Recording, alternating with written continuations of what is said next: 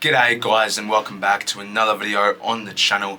Today we're going to be going through my round 7 tips and predictions, and we're also going to go over my round 6 tips and predictions. Before we get into the video, make sure you like and subscribe to the channel if you are new, as we are on the road towards 2k subs by hopefully the end of the footy season. Without further ado, let's just get straight into the video.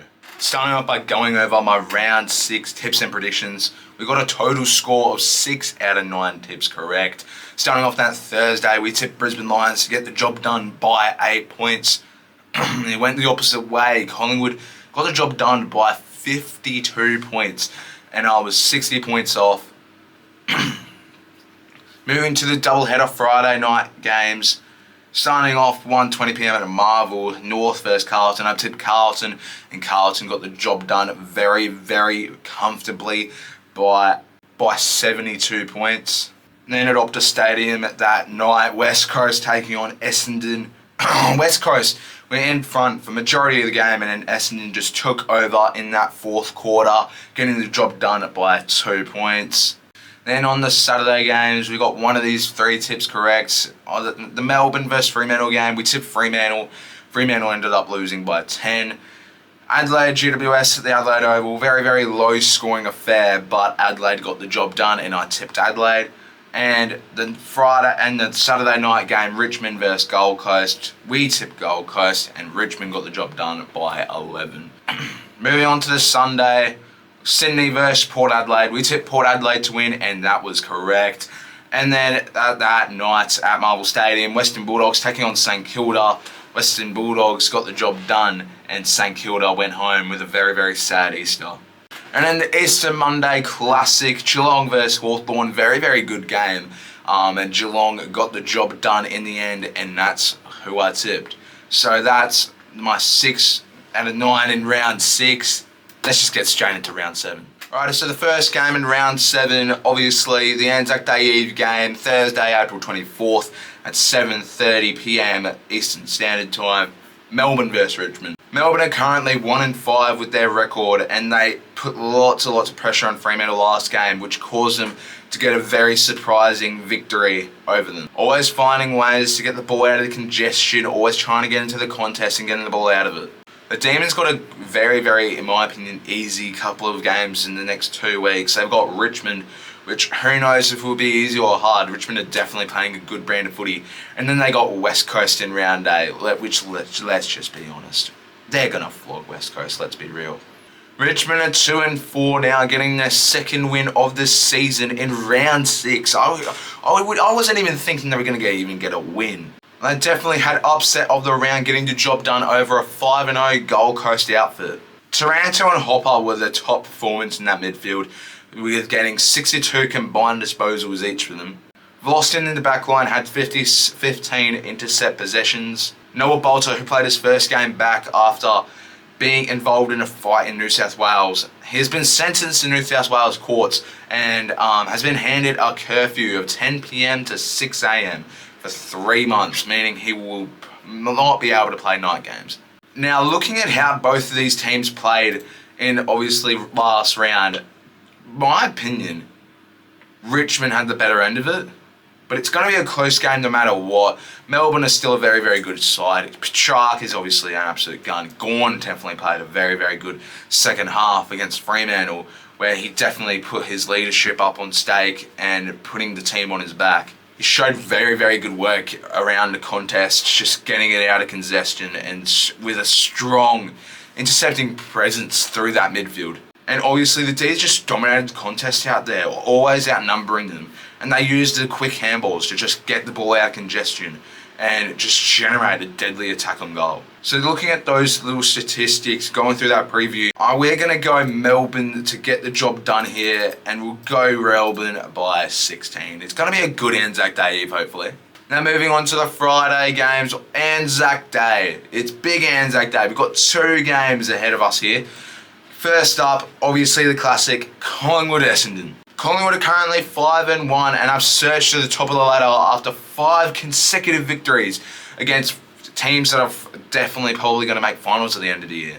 And they've just got the job done by 52 points over the reigning premiers from last year, the Brisbane Lions. Nick Dacos was a star in that midfield in that game against the Brisbane Lions, was starting of the first half with 21 disposals to his name, and he finished the game with 38 touches, and also adding on the tagging he was getting by Jared Berry. He's an absolute gun, Dacos. McStay and Elliott combined with 5 goals. Sidebottom and Pendlebury helped Dacos out in that midfield, both combining with 56 touches. Essendon had a poor start to their game against the Eagles, but had a very, very strong finish with getting the job done by 2 points. They just dominated that fourth quarter. Peter Wright definitely helped them out lots in that game, kicking 6 goals. It's going to be a very tough loss for Essendon with Draper being out for majority of, I think, the full season it is. Nick Martin and Zach Merritt definitely put on a show at Optus Stadium on Friday night, getting 26 disposals each to their name. Martin had a goal to his name and Merritt had 7 clearances. Collingwood generally are just looking to be the better side on paper this weekend, so that's why my tip is going to be Collingwood to win this game, and also their brand of footy that Collingwood play. They're top of the ladder for a reason, Collingwood. Alrighty, moving on to Optus Stadium, 6:10 p.m. WA time, so 8:10 p.m. Victorian time. Fremantle taking on Adelaide. Now, this looks to be the blockbuster. This looks to be the game of the round. Fremantle unfortunately lost to the Demons by 10 points. They let the D's just roll over. They tried to get a comeback in the fourth quarter, but it was too late. Jai Amos's first 3 quarters were very poor to see from Amos. It was just not unlike Amos at all. But he did redeem himself in the fourth with 2 goals to bring the margin closer. But Harvey Langford sealed the deal for the D's. Shai Bolton is a player to name for Freo that game. 20 disposals and 3 goals for Shai. He moves smoothly through congestion and just put the ball in dangerous positions, and the ball still worked out into Fremantle's favour in those ends. Adelaide got the win over GWS in a very low scoring affair. Dawson had a superb performance with 27 disposals, 8 tackles and 9 inside 50s. Alongside him in that midfield group, Matt Crouch, 26 disposals, 7 clearances. Adelaide are very dominant at home. Adelaide are currently 4-2, and their 2 losses were in games where I realistically think they should have actually won. This is Adelaide's chance to flip their season and be able to get their 5th win and definitely prove to the AFL world that they are able to go for a premiership this year. But it's Fremantle home. I really believe Fremantle are just super dominant at home. Adelaide do also play very, very good at Optus, but Fremantle with the side they got at the moment, Shai Bolton's going to be an absolute star in that game. Caleb Sarong-Brayshaw back in the home crowd. You've realistically got to go Fremantle home here. Now moving on to the Saturday game, starting off St Kilda versus Brisbane Lions at Marvel Stadium. St Kilda are currently 3-3 and they have fallen back into the area of defeats to fellow finals hopefuls. After a great start to their season, it would have made us think that they could have rised up the ladder and just be a finals contender. This is probably one of the toughest games that St Kilda are going to face in the next couple of weeks, proving how good they are against the reigning premiers. Brisbane are 5-1 and have just got a reality check against the Collingwood Magpies by getting thumped by 52 points after starting their season with 5 consecutive victories without even losing. The Brisbane Lions have a very good opportunity to bounce back against this Saints outfit that they have beaten in the past 6 clashes at a venue where they have won 12 of their past 14 games. This tip, in my opinion, seems to be like a no-brainer. We've got to go Brisbane here. I don't believe St Kilda's side will be able to compete well against the Brisbane midfield. And Brisbane, honestly, just looking at the side on paper, they're always able to bounce back from games. They always come back. So if St Kilda even lead at half-time, it's still not game over. Brisbane will probably be able to come back. Now moving on to the Adelaide Oval, Port Adelaide taking on North Melbourne. Now this seems to be quite an easy tip in my opinion. Seems quite an easy tip. Port Adelaide are currently 3-3 at the moment, coming off 2 victories against very big finals contenders, Sydney and Hawthorn. North Melbourne are currently 1-5 at the moment and has taken at least a couple steps back from being able to actually get full success in the AFL by getting absolutely dominated by the Carlton Blues last week on Good Friday.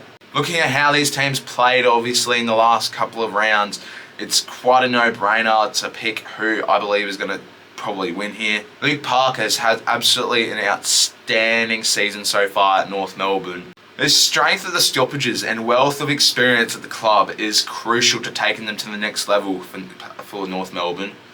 And Parker is closing in on 300th match this week. Looking at how this team's played last week, I reckon we just got to go Port Adelaide here, and Port Adelaide are probably going to destroy the North Melbourne here. They're probably going to destroy them. Now the first game at Market Oval for this season, GWS taking on Western Bulldogs. GWS are currently 4-2 at the moment, and they've missed an opportunity to cement its place among the front runners to be able to win the premiership, as they failed to get the job done over the Adelaide Crows at the Adelaide Oval in a very low scoring contest.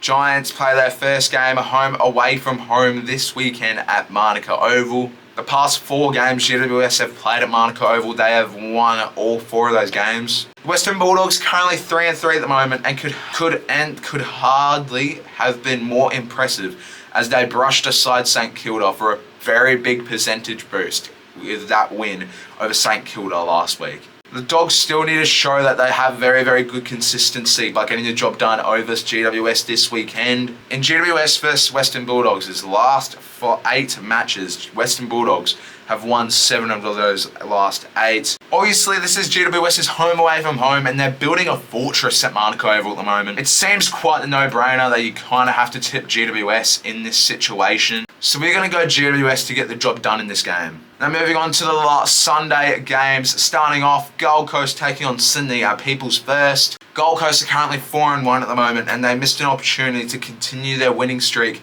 by losing to a bottom 4 side in Richmond. The Suns are still playing very, very good brands of footy, and they still have the chance to make their very first finals appearance. They started off their season with a very, very kind fixture, with 3 opening rounds getting easy matchups. But now they face the Swans as the first of 7 matches against finals hopefuls before their season bye. Sydney are 2-4 at the moment, and they just lost towards Port Adelaide by a close margin as well. It was a very good game. The Swans will have players returning back into their forward line this week. In the past 7 meetings this club has got at People's First, Sydney have got the job done over them by 6 times in those last 7 matches. People's First Stadium, obviously this is Gold Coast Suns' fortress. This is Gold Coast Suns' little spot of sunshine where they can always show off in front of their home crowd. It seems reasonable that Gold Coast Suns do get the job done here, and I reckon they're going to go with Gold Coast Suns to get the job done. Sydney have just not had the start to the season as we expected them, so that's why Gold Coast Suns should probably get the job done at home. And if Gold Coast Suns don't get the job done at home, then I don't know what's going to happen for Gold Coast. Next game at the MCG, Carlton taking on Geelong Cats. Obviously Geelong just got the job done over Hawthorn, who are very, very big finals hopefuls this year. And they also got the job done by 19 points against Adelaide and Gatherround. They're currently 4-2 at the moment, Geelong. Carlton are 2-4 and have taken steps forward, getting its season back on track with back-to-back victories over 2 bottom 4 sides in North Melbourne and West Coast. But if the Carlton season is actually on track, this is the game that they need to win, Carlton. This is Carlton's chance to prove that they can also play well against genuine finals contenders. If they do get the job done over Geelong this weekend, this will be the club's first win over a club other than the 2 struggling sides since round 16 last year. With the way these 2 clubs have been playing at the moment, and especially Geelong, it's quite a no-brainer that we do have to tip Geelong here. I just feel like Carlton's just don't got the side to be able to get the job done here. Obviously, Paddy Cripps, George Hewitt is an absolute sensation to their club. But I just feel like Geelong have been playing the better brand of footy, and that's why we're going to have to go Geelong. Moving on to the last game of the round, Hawthorn taking on West Coast at Marvel Stadium.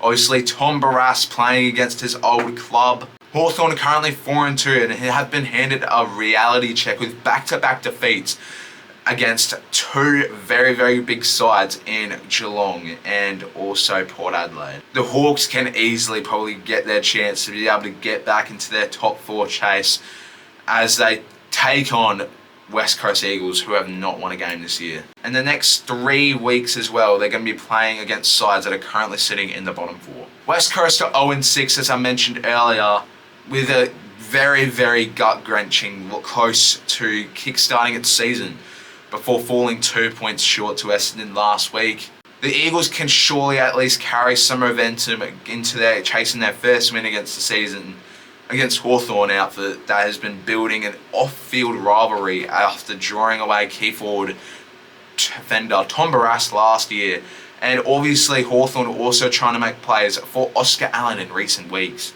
West Coast definitely don't have a chance to get the job done over Hawthorn here. They really do not. Unless West Coast obviously come in with the momentum, come in with the mindset of obviously they have got the fans on their back.